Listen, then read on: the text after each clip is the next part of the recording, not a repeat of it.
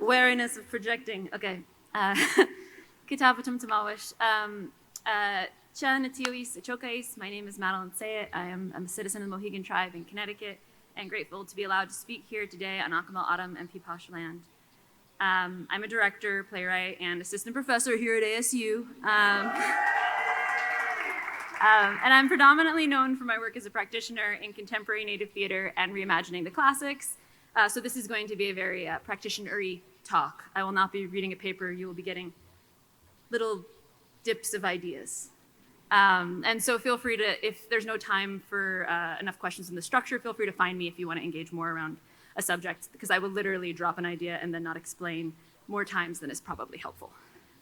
I believe that the stories we choose to pass down determine our collective possible future, so I spend a lot of time thinking about what we choose to carry forward or let go of and why.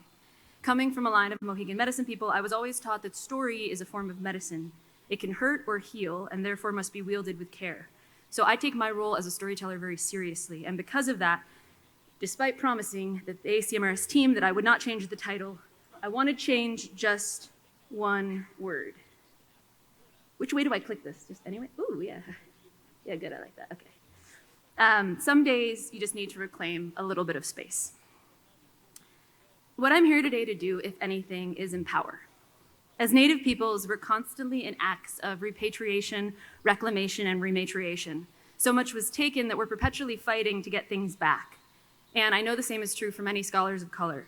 So I want this conversation to be an opportunity for creative reclamation. That's what indigenizing Shakespeare is all about anyway.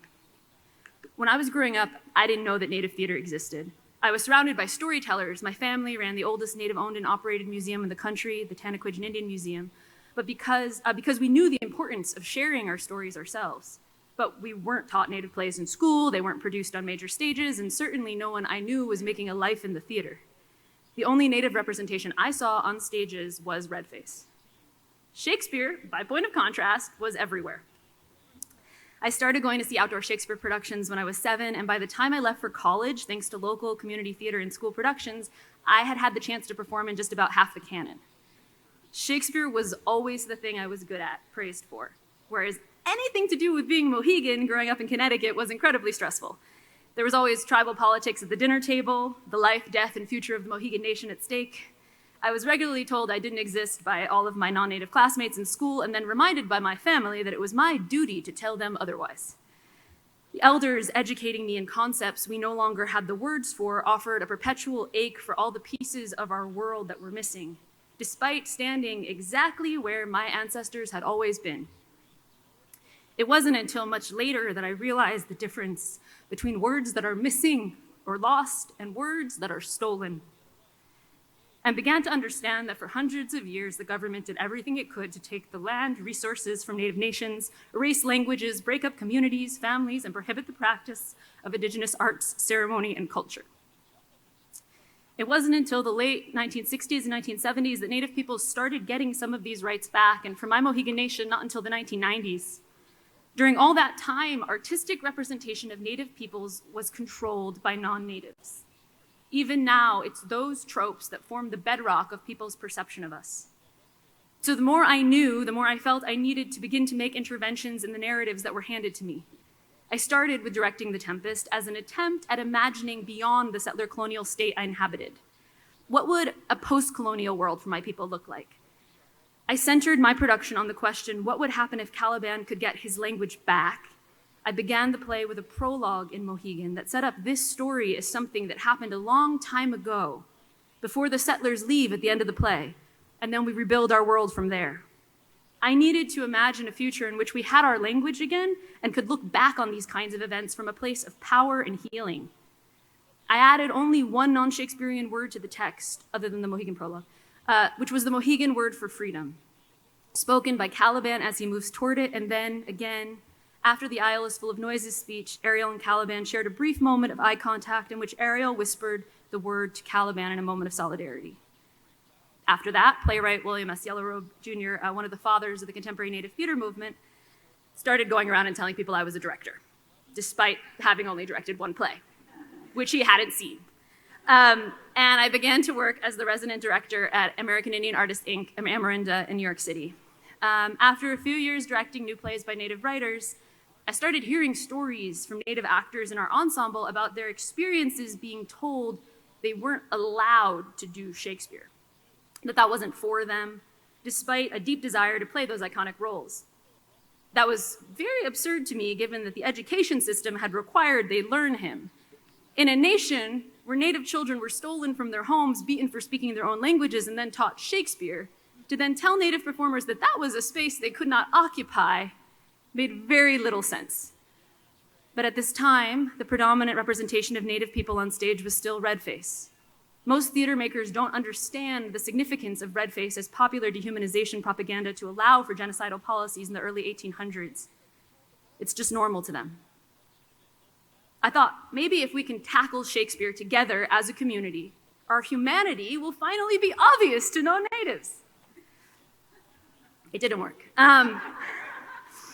First, we did Macbeth in the New York City parks, in which the witches represented colonialism. The production also questioned what it meant for Macbeth to drop the eagle feather, failing the good leadership Duncan wanted to pass down.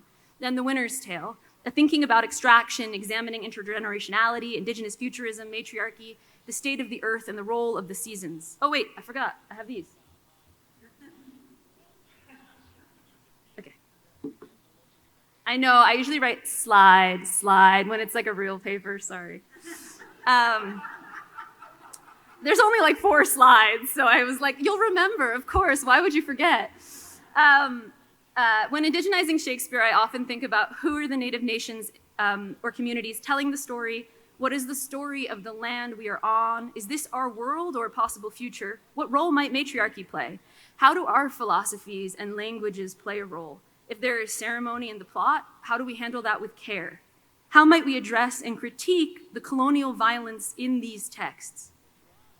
In both these instances, the plays were also performed by an urban Indian ensemble who had their own sense of community. Audiences, well, I'm not all audiences, but audiences didn't see any of those types of interventions as what they expected to be Native. Why was a group of Native people doing Shakespeare? And if so, why weren't they behaving the way we expect Native peoples to based on our great understanding from all of those years of watching Redface? What they didn't understand was that the Native Shakespeare Ensemble wasn't created for non-Natives. It was created for us. Other people had controlled our representation for long enough. My mother wanted me to understand from a young age that we have our own intellectual traditions as Native peoples. And one of the first academic texts she gave me was Greg Cyrus's Keeping Slug Woman Alive, a holistic approach to American Indian texts, which informed my early work as a director, because in it, he offers that the audience is always bringing half of the story with them. The text is not complete until joined by the lived experiences of the listeners. Storytelling is interrelational, a fluid exchange. You have to know your community really well to know what story you're telling. One production is truly equal to thousands of different stories in the minds of each audience member. So if we do Native theater for people brainwashed by white supremacy culture, they're bringing all of their stereotypes about us to how they watch the show. Sometimes we choose to engage with and dismantle that, and other times we just want to focus on our community's needs, like the Native person who shows up seeing their grandma or auntie in a character. Sometimes you can do both, but a show can't be for everyone. I'm not interested in appealing to the unconvertible white supremacists in the audience. Native Shakespeare productions across the nation helped mainstream theaters see the importance of Native stories. Tlingit Macbeth at Perseverance led to Tlingit plays being produced. Now many of those playwrights are Emmy-nominated writers of Alaska Native TV shows. Off the Rails, Randy Reinholdt's Measure for Measure adaptation at Oregon Shakespeare Festival became a gateway for Mannahatta and Between Two Knees getting produced.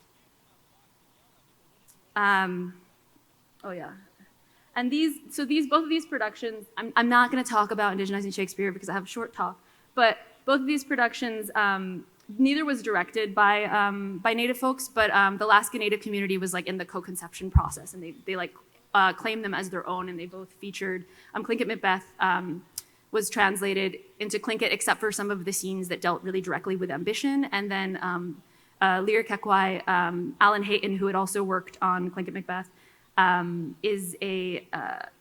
translated a lot of it into Gwich'in. He played Lear as a Gwich'in elder in the 18. I'm not talking about it. I'm staying on this. This is all the time I have. Okay, what am I doing? Okay, not talking about that, not talking about, look, it's Lily, now she's Oscar nominated. It's great. Okay. I'm generally in the habit of applying Indigenous dramaturgy, American Indian literary theory, and Mohegan philosophy to Shakespeare and other Western classic texts because looking at the text in more ways expands what is possible. And they've been applying Aristotle to native plays this whole time, with or without our consent anyway.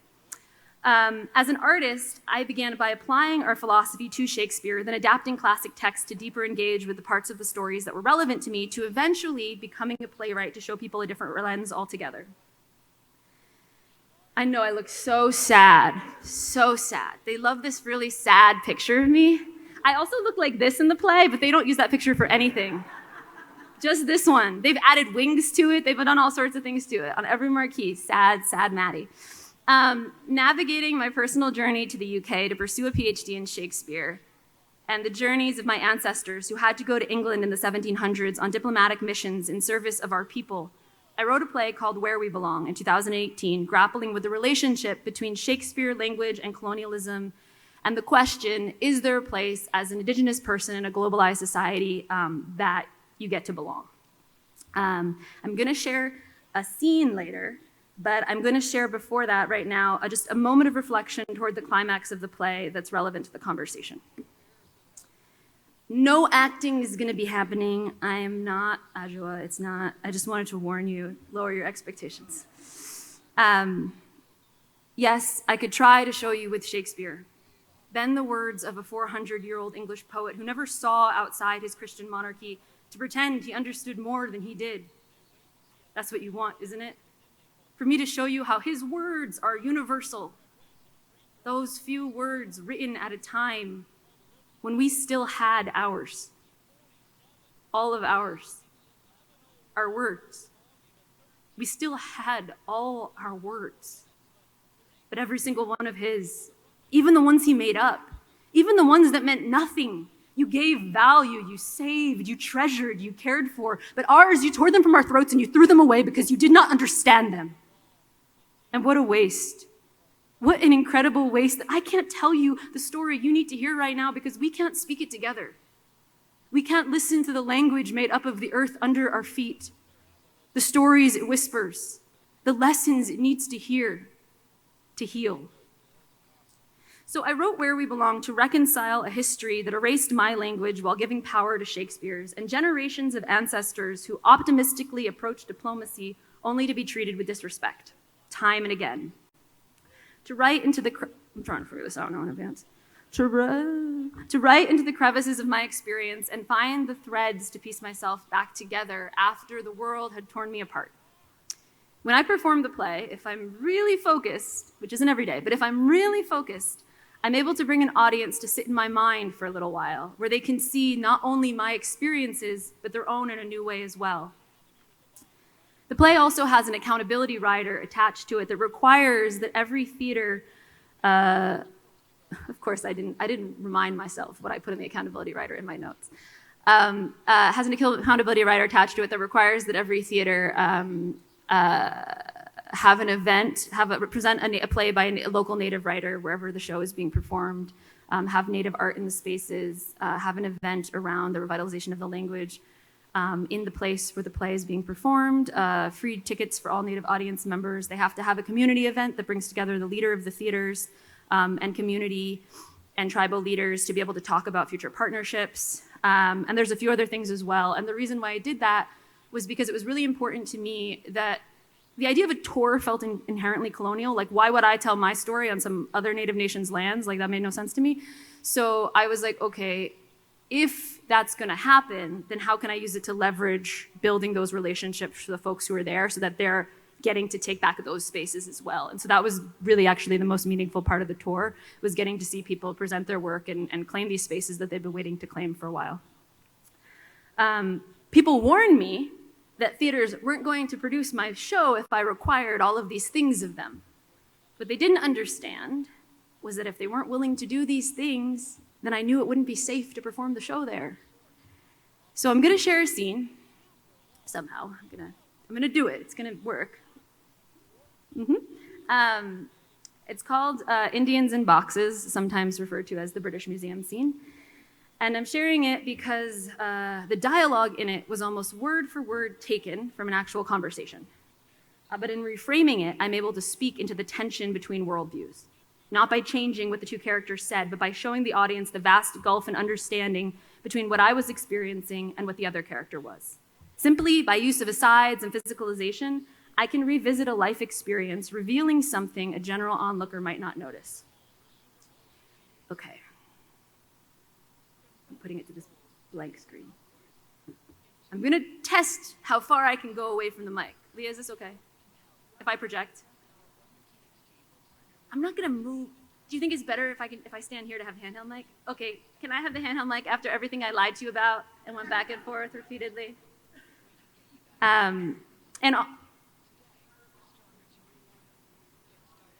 Yes, I will do both those things. And it says push here. Okay. All right. But I won't leave this spot because the stage is constructed in such a way that otherwise I'll just look weird. Okay. Is this already up? Oh, okay. All right. Okay. It's just me in an auditorium, so it probably won't be as triggering as it can sometimes be, but I'm just going to give a brief trigger warning anyway for stolen remains, racism, genocide. So if anybody, for whatever reason, needs to take space at any point in it, feel free. I will not think you're walking out on me or anything. Okay.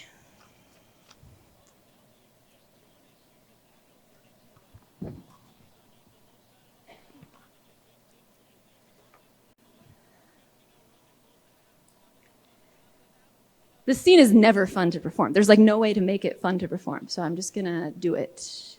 Right. An academic has asked to meet up at the British Museum. He wants to know my thoughts on the North American section, the Native American exhibit. On the way in, we stopped through the British section, a celebration of the height of oh, wait. I have to do other disclaimer, sorry. Then I'm gonna do the scene for real. I haven't practiced the accents today. There are British people here, and so it's like an impressionistic Mohegan Girls version of what a British accent might sound like. It's just what's gonna come out right now. So I just needed to warn you, because they're not gonna sound at all right. Okay. It's okay, you've done it to us, it's fine. Okay. All right, an academic has asked to meet up at the British Museum. He wants to know my thoughts on the North American section, the Native American exhibit. On the way in, we stopped through the British section, a celebration of the height of empire. He gestures enthusiastically. Here's the shield of the first Aborigine killed when Cook arrived in Australia. There's a repatriation claim on it, he notes. They're not giving it back. No, instead they're displaying their crimes proudly. He looks up disdainfully. We have a problem here with migratory birds coming in and staying because it's warm. My mind flies up high to where they're resting. He continues. They always leave a couple of dead ones behind, and it takes ages to find the bodies. It's a real nuisance. This museum was set up to examine civilizations. It's the third most popular museum in the world. Do you have British things here?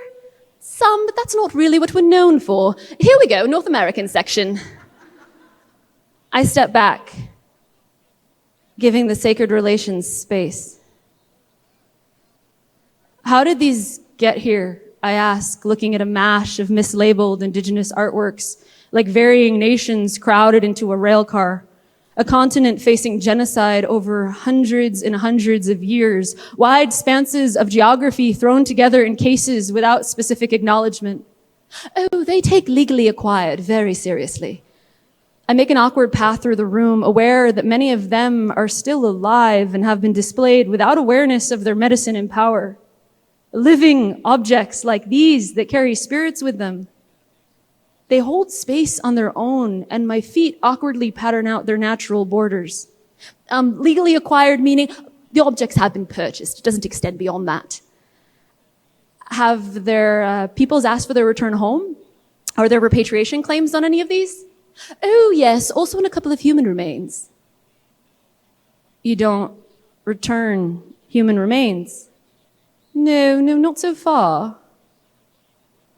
What exactly does legally acquired mean? He fiddles for the right words. Oh, well, this is hard to do with them. I've never done it with a mic in my hand, sorry.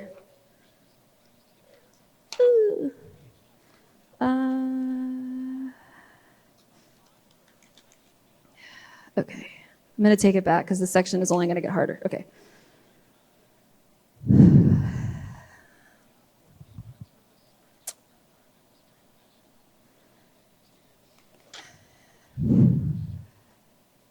The objects have been purchased. It doesn't extend beyond that. Have their peoples asked for their return home? Are there repatriation claims on any of these? Oh, yes. Also in a couple of human remains. You don't return human remains. No, not so far. What exactly does legally acquired mean? Ah, well, he fiddles for the right words. It doesn't take into account the circumstances of purchase, so if they were starving and had to sell it, or if Americans killed our relatives for the highest fee and sold them to the highest bidder. We could buy them, yes, as long as they were purchased by the museum. You have other peoples here too, right? Not just Native Americans? Oh, yes, we have a ton of Maori trophy heads. Recently, a Maori artist wanted them displayed under a structure he built so that we could show the world what we had done. I thought it was very exciting. Museum didn't go for it, naturally. But I mean, not just my peoples, not just indigenous peoples, everybody's peoples. Yes, the collection is extensive. Asian, Pacific Islander, African, extensive mummies. How many people do you have in storage here in total? How many human remains? Yeah, how many people?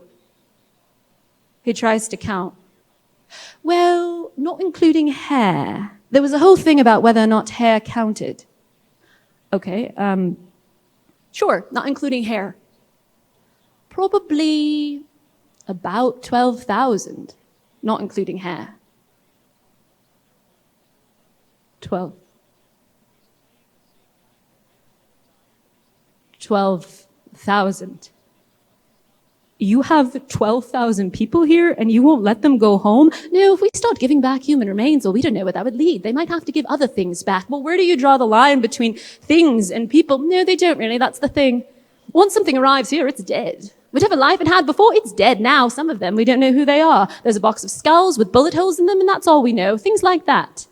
If there were documents or information acquired with objects at the time of their arrival that didn't fit the institution's understanding of things in that time period, well, the museum just got rid of the documents. I think of Muhammad, how lucky he is to at least be in the ground, not on a shelf or display case, that we were able to bring him a bit of home since he can't be returned to be buried with our ancestors. He makes an attempt at comforting. Don't worry, though. We haven't displayed any of the Native American human remains for at least a decade now. Then why won't you let them come home? When I was growing up, my mom was constantly working on repatriation claims. I'd find her lying awake, kept up late at night, worried about our relatives locked away in strange places. The times they were returned, those spirits and their bodies, they passed through our house on their way back to the ground. These are our families. If you aren't even displaying them, what possible reason could you have to keep them?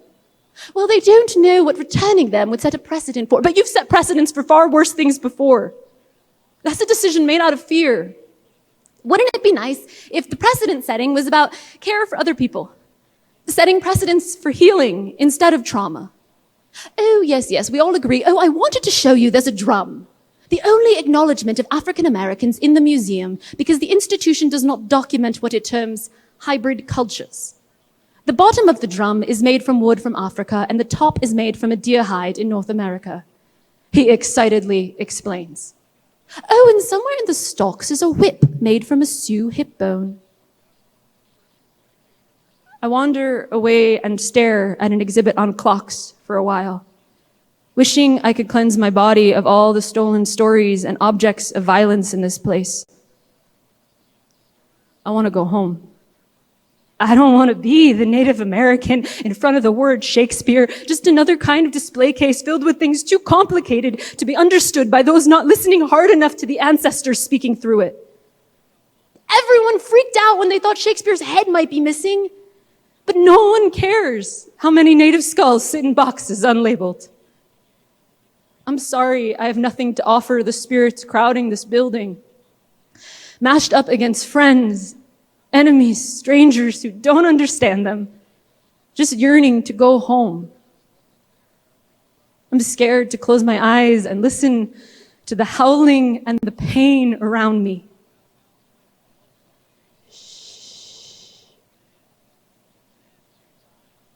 I certainly didn't bring enough tobacco, or cedar, sage, and sweetgrass in this case. You may not believe me, but this place is haunted, he goes on. You don't say. Okay, I've seen a scene. Moving on back to the speech. Okay.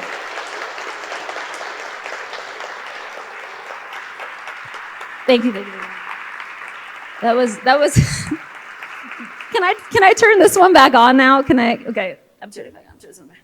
That was harder to do like this than I thought it would be, so I appreciate that. Okay, but I thought it was important to share in the context of what we're talking about, because I actually think it was an instance in which, by taking an experience and transferring it through my lens, I was actually able to communicate an issue to people.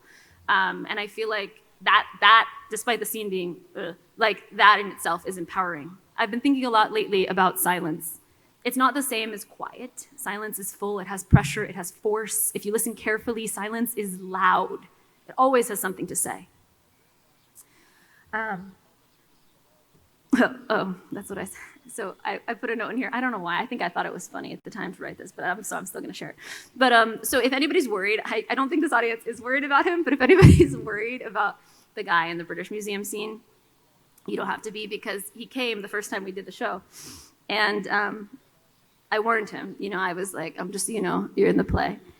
It's you, but it's not you, but it's you. And and it was in the Wanamaker, so I'm looking at Farrah, because it's he chose to sit right on the stage. And for some reason, in that very first little version, it was we had structured England in that direction where he was sitting on the stage, and so it was anyway. But he sat right there on the stage, and as the scene unfolded, I guess despite what I thought was my recharacterization, it still sounded like him, because all his colleagues were sat over there, and they were looking is that him? That sounds like him. Anyway, but he was clearly not traumatized, because he immediately then cited it in his next book. Yeah, complete with a grand and I should know because that man was me. So historians, if they look, will never have to wonder who the man was in the British Museum scene. And to be fair, I wrote something here. I don't know if I agree with what I wrote. Anyway, I said something about how that was his way of reclaiming his narrative, because I was being very nuanced when I was writing my notes for today. But I also think it was interesting that even in his perception of the scene, he then incorporated it into a narrative about, his whole book was about how we should be very sensitive to Native people when they come to museums, because they're really going through something. It wasn't we should give this stuff back. Which I just thought was also all right, you can only get so much out of any given audience. Anyway, all right. So moving along. Okay. So that's I'm way over on the talk part, because I improv way more than I'm supposed to. But we get to play games now. So is it off? Oh no, it's there. Okay. All right. So in our Mohegan medicine systems, we don't have mental health versus physical health versus emotional health. We have health, because it's intersectional and all those things are connected. It's not, medicine isn't separate. It's you can't separate mental, physical, right? They're all intersectional. And as scholars, I think it's important to acknowledge, because it's very infrequently acknowledged, that the work impacts the body just as much as practitioners. And stories are part of that too. So in thinking about this concept of changing one word, seeing ways of reclaiming narratives, I have decided, instead of Q&A, I've created these fun, I'm calling them games. We'll see how well they play out. If they don't work, then we'll go to Q&A. All right, game one. All right, I need a volunteer from the audience to just give me a quote. Originally, I said it should be a Shakespeare quote, but it can be a line from anything, really. Just give me a line. You can see the thing, so maybe I should take it away so you don't know what the line is for. If you haven't read the slide, give me a line. It can be any line. We'll work with whatever you got. Be brave.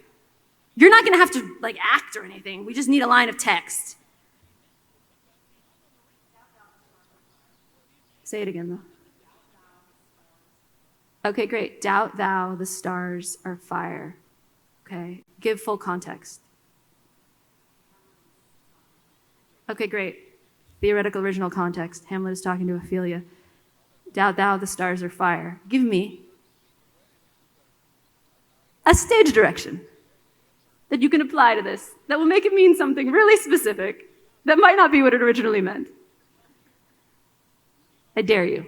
Somebody can do it. I believe you. You want me to give examples? I will. Come on. Okay, sit. Boring. That's so boring. Oh my God.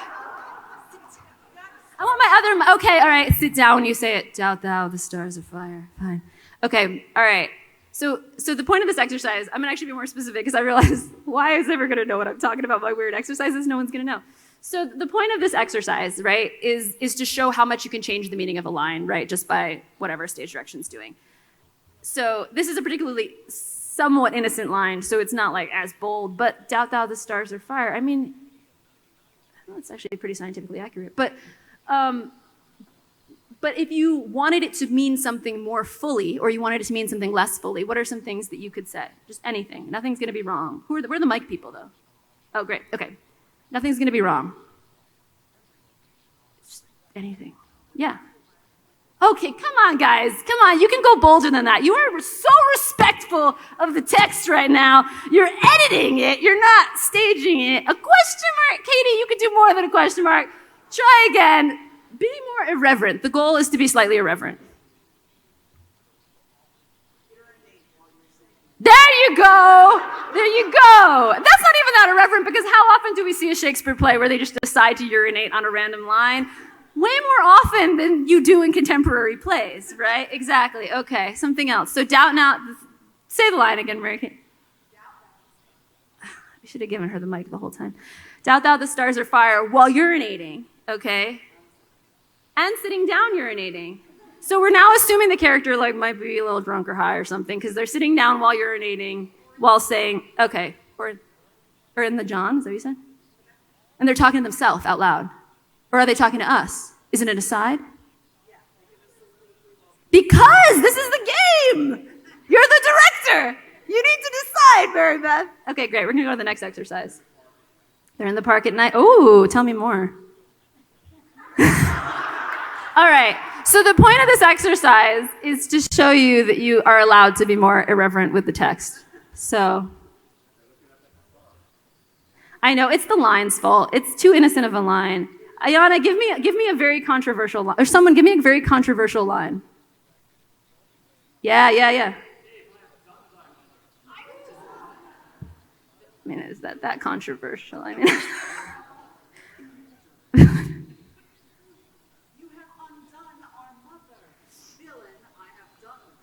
all right, I'm gonna skip to the third exercise. I'm gonna show you the two exercises, but I think the third one is maybe the most useful one. But I think that you'll get better as you practice. If this was class, we'd have more time and I'd train you. But I think that it's really important because like there's things like a line of text, and especially some lines of Shakespeare text can mean almost anything under the right circumstances, right? And I think there's a lot of assumption about what those circumstances are. And by making extra textual interventions, not just like what is the actor doing, but thinking about like, okay, if this is happening, what could they be doing, right? There's all these moments that we think about a lot in performance where we have these like deeply problematic scenes and the scene is intrinsically racist, the scene is intrinsically sexist. And we're like, do we acknowledge that? And how do we acknowledge that if that's there? And a lot of that comes down to having to make a choice that makes the text still clear, but also makes an intention very clear, right? So like, I think of when I was like really young, right? I saw this Lucy Bailey production of Taming the Shrew at the RSC, in which like at the end, as Kate finished her speech, she like fell into the bed making out with Petruchio and like flipped the like two fingers to the rest of the people. And I was like, she is not tamed. You know what I mean? I was like, that is not a tamed Kate, despite what she was saying. And so I think it's just an invitation to think about in some of these moments of tension, what could be happening, right? Like it's not just the text. There's always something more that could be happening. I'm not gonna do this exercise because we don't have time. But again, what happens if you just change one word? Like similar to my opening title, if you just change one word, it can change a lot more than you might imagine. Okay, this is the real exercise. This is the writing exercise that you all have to end this beautiful conference with. So think of an encounter that impacted you. Yeah, pretend to write. Just pretend. Just get out a notebook. Pretend like you're going to do the exercise. We gave you all notebooks. Just pretend. So think of an encounter that impacted you in which you felt without autonomy. And I'm just going to give you like a minute to write out the exchange. And it's okay if you don't complete the exercise because we're out of conference time. But I just want you to think about what happens if you write out the exchange and then think about what do you wish you had said. Add your thoughts to the scene. What happens if you add your ancestors to the scene? A lot of my play, Where We Belong, is conversations with my ancestors, right? How might you confide in the audience? Think about how you could take back the scene. So is there a way to shift the frame so that the status of the characters is changed for the audience? And I think the reason why I'm interested in this exercise and I think it's important is because I think that it somehow also will give you access to something in your scholarly work. But I'm not sure what that is yet. So first of all, just write out a little exchange. It can be one sentence. I'm going to close my eyes so I can pretend like you're doing it. I'm going to give you like 30 seconds to do that.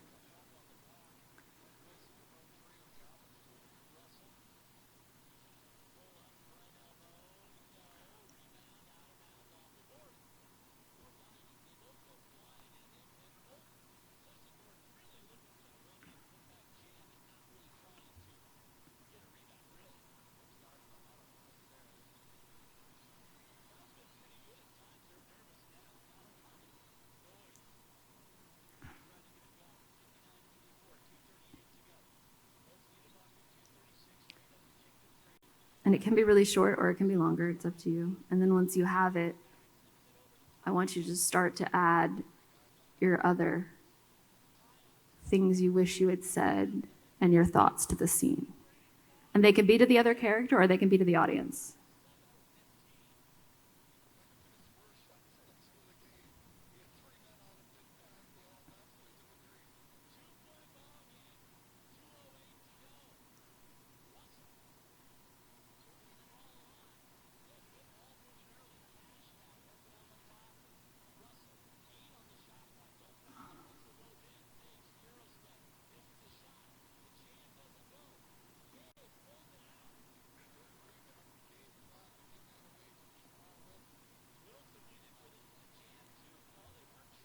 And then once, if you have trouble, particularly if you have trouble finding your say in this, conjure some ancestors, particularly if they think whatever that person's saying is bullshit, into the space as well.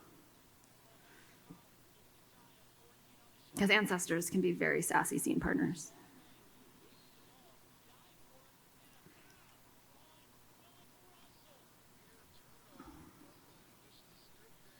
And if you have had no exchange that is traumatically haunting you, then that is great, and congratulations that you don't need to write anything down right now because you've done well in life.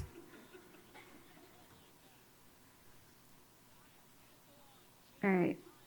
I'm going to leave you writing. There's some people writing, so I'm going to leave you writing for a little while longer. I didn't bring my timer, so I'm sort of like guessing time.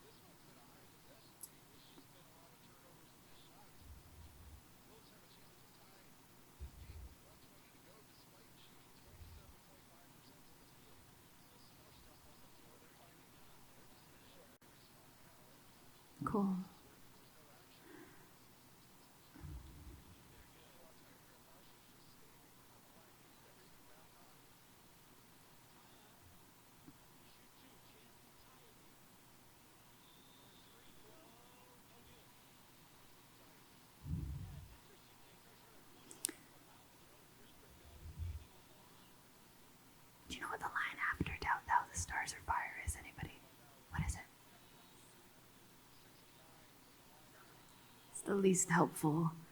I know, I thought I was gonna pull sample texts, but then I like thought about all the ones I would pull, and I was like, with this group, I was like, these are so like, we're gonna get in fights, But no, doubt thou the stars are fire, doubt thou the sun doth move. Doubt truth to be a liar. Yeah. So I guess, okay, all right, speak the whole thing, Mary Beth. Can someone hand Mary Beth this microphone? All right. Because if you speak the whole thing, that's the problem. It wasn't a whole line. So if you speak the whole line, it'll make the exercise more obvious. So speak the whole line. Doubt, I'm not a Hamlet fan, in case you couldn't tell by the fact that I didn't know what it was. doubt thou the stars are fire. Doubt thou the sun doth move. Doubt truth to be a liar, but never doubt I love. And Hamlet says that to Ophelia? Well, he writes it to her. It's in a letter. It's in a letter. It's my favorite. I'm sorry. That is like the worst thing to give me for a stage direction. You pulled me something from a letter. No, it's fine. Okay, so, all right. I'm returning to, I need to make the exercise work. Otherwise I won't be able to ever try and apply it again because I just came up with this exercise. All right, so theoretically, I think it's just really complicated because the context in the play is that we're like, I do doubt, obviously, that he, So I think the question, because it's a letter, it's not an active text, it makes it a little bit harder. But the context then in which you're receiving the letter is really specific, right? So I think that I'm not going to make you do an exercise on that now. But if anyone thinks of anything, come find me. I want you to think about it, and then come find me. And I'm gonna set you all free now from this conference. Does anyone want to share their trauma? Yes, you can always tear things up and throw it in the air. Good, Katie. Like she's reclaiming her question mark comment. Yes, no, but that's the thing, right? So if it's like, okay, instead of drowning myself, I'm going to burn all his letters. Like that is like a very active choice. So I was just trying to say, like, there are moments in these plays where actually the thing that is obvious does not have to be the thing. The other thing can actually still sit inside the text or around the text, and we can watch something really interesting unfold without actually having to drastically change the text of the play or change the text at all. Brandy, thank you. Say something. Say a beautiful question. Say the word syntax for me. Only Brandy makes it sound good. I was thinking, what if, along with the letter, there's a book indicating that the lines have been copied? That it's a stolen poem. He didn't write that. Yes, that Randy wins the exercise one. Yes. You also had something to say, though. Yes. I was just going to say that, like, if she's reading the letter while urinating, like, that says something to her, like... Yes! So if she's reading the letter while urinating! She doesn't care as much. Yeah. Thank you so much for this. I was going to ask, because you talk about bringing ancestors into the scene. Yeah. And one of the coolest, like, playwriting experiences I've had is, like, working in a Maria Irene Fornés workshop, which involved... bringing in a lot of like calling on ancestors and opening yourself up to that kind of influence. And I was wondering, sort of in your own practices, in approaching Shakespeare, do you find with the communities that you work with that there are sort of applicable practices that help ground Shakespeare in those traditions as well? Yeah, for sure. Yeah, I think in general, I think when working in Native theater in general, I feel like there's a specific relationship to ceremony that is sort of like a given in a way that, like, when I work in non-Native spaces, it's not. Like it's very unusual if you're like in a Native theater space not to begin the day with smudging and prayer in some way. Like you pretty much always do. And you make sure that the space is clean. And then also, like, right, if you're dealing with like something like if you're working on like Macbeth and there's bad medicine in the play, you're going to be really careful how it's handled, like things like that. But I also think in the practice of calling in ancestors, I think that there's a consciousness around, it's very fluid. I think people do it whenever they need to or whenever they want to. I mean, one of the things that was really strange for me doing my play Where We Belong was because the play itself is my journey, and you can't tell in that scene because in that scene, you know, I'm not engaging directly with my ancestors, but it's like it takes me and all my ancestors to do the play each time. And so it was interesting to see what happened like when it got performed by an actor instead, because there's like a phase of it where then it was like, okay, now it's just a play. It's no longer me, you know, doing this active oral traditioning and bringing my ancestors with me. It's now a play. And I for a moment, I was like, are my ancestors going to show up for them? Like, what's going to happen? And then I watched it and I was like, no, it's just a play now. but it's very different to do something where, you know, and also that was also an interesting experience because I'm in all these theaters that have their, you know, theaters, they all have their own spirits. Most of those spirits are not native friendly. So it's like, that's also a thing to engage with is like, okay, like I'm bringing my ancestors. What's the theater bringing? That like, we're going to have a conversation. So there's usually practices and protocols. There's also really strict protocols about not depicting ceremony on stage. So like, that's, you know, usually one of the biggest differences between non-native depicted native like concept stuff and actual plays is like the fights people get in around like, we want you to make this a ceremony. We're like, we're not gonna do ceremony. But sometimes there's ways of, like I think about, there was this moment in Macbeth where we couldn't actually fan somebody off with an eagle feather, right? So there was like a gesture of the thing without the object to sort of like give it that moment. Or even like in my Tempest, like Ariel's a spirit. So like, what's a spirit? Like, what's a being that wouldn't be too powerful to have on stage? And so she was they were like a flock of blackbirds because it was like, had force, but not too much force to be able to be like in that kind of a space. So anyway, and Clink and Macbeth, they have a lot of, that's not my production, but it was directed by a non-native director, but the community included a lot of like song and things in it, but they also included a lot of prayer around all of the medicine elements because they were representing the witches as actual tricksters from their culture. And so that has its own kind of a thing, right, that it carries with it. So anyway, that's a long answer, but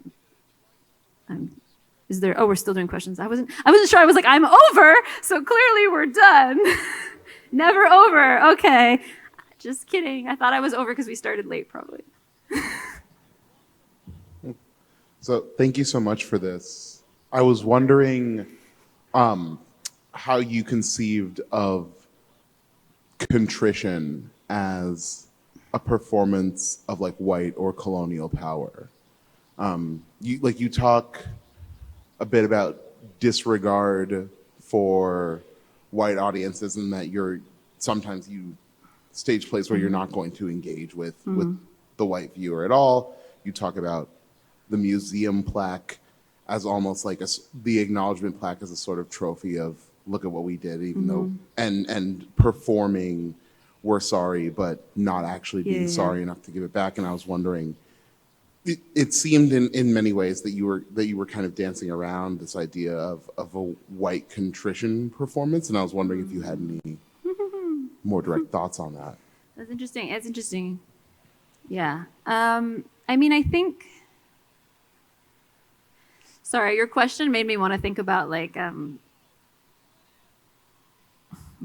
like someone write this very scholarly paper, but like white performativity in, like I think about the accountability rider, and I think about like how many people will sign it and how few actually execute it, which to me is weird. Like I'm like, why would you sign it? Like or the fact that like they expect to be able to do it on their own. Like every theater is always like I'm like, let me know if you need help. And they're like, no, we'll handle it. Because they expect to be able to do it the way that they do other things instead of build relationships with the community. And I think one of the things that was really frustrating on the tour was because it was a tour, it was like watching the same series of events over and over and over again. And so I think that's why, honestly, normally when I talk about indigenizing Shakespeare, I'm like, we made all this change and blah, blah, blah. And I honestly, in retrospect, and maybe it's just that I'm more cynical than I was before. But I think that we do make a lot of change. But I do also think that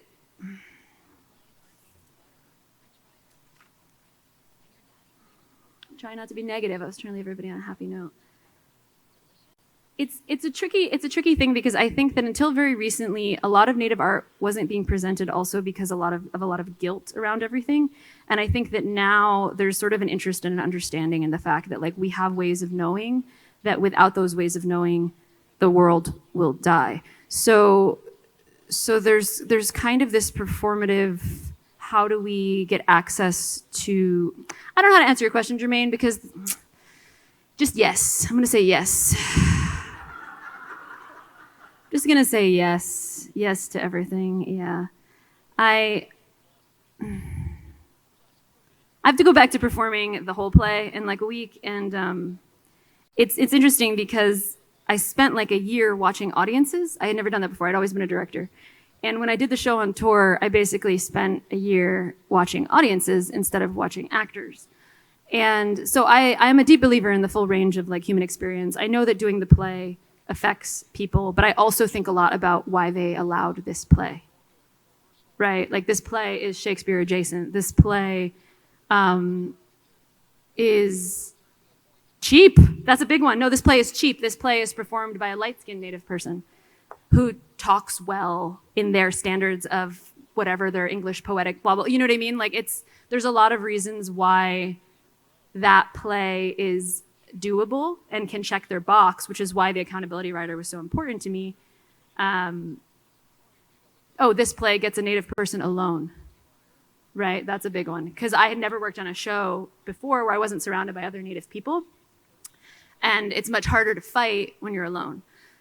You still do, but it's the exhaustion level, right, is a different toll. So anyway, that was not really a direct answer to the question because probably I don't really know the definition of contrition. Let's be honest, Princeton.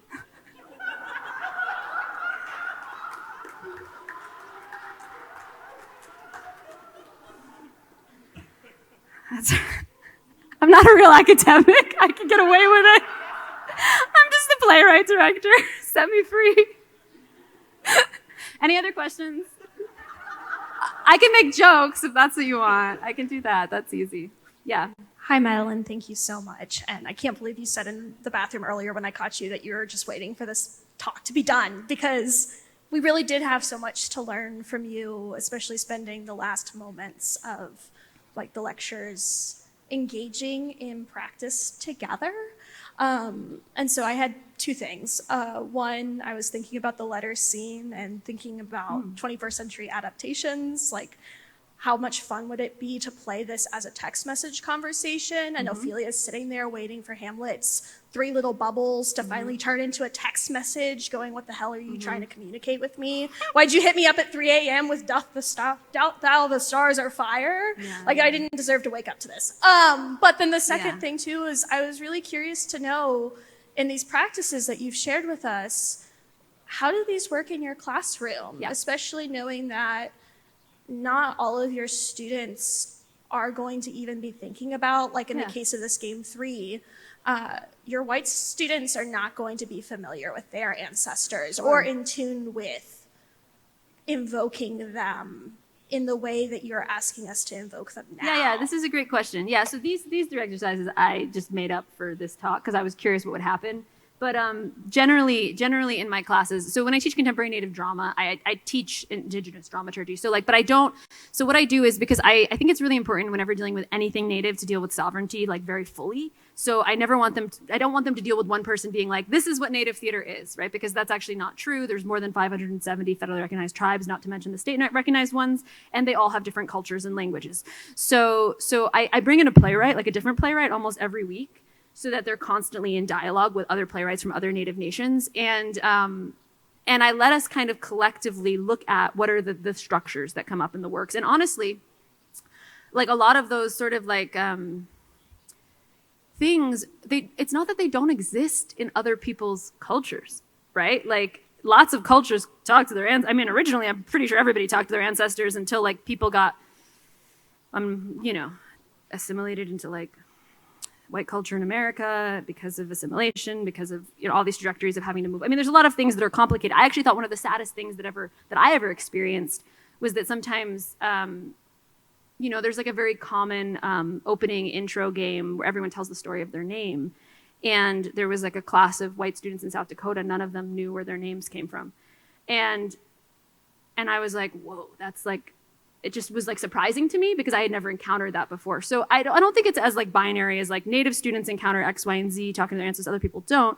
But I do think that there's a way of thinking about like structures. So for example, like time as nonlinear as a structure, right? Animacy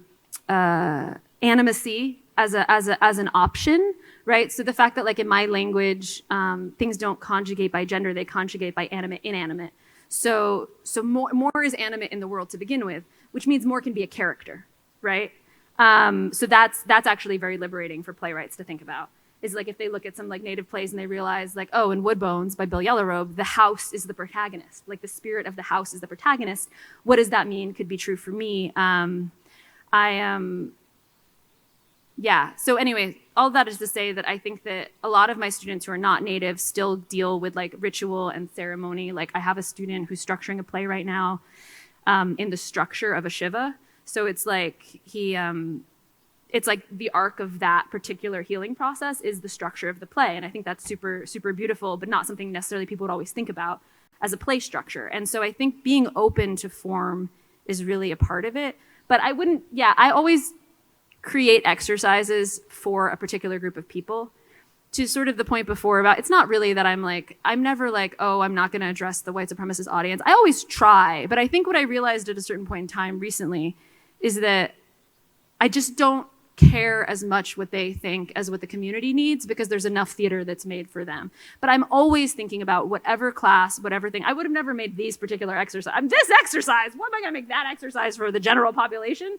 No, like that's a very specific exercise created like as someone who dropped out of their PhD and wrote a play about it. I made this exercise for you, you know, like very specific. So yeah, if that's helpful, I don't know.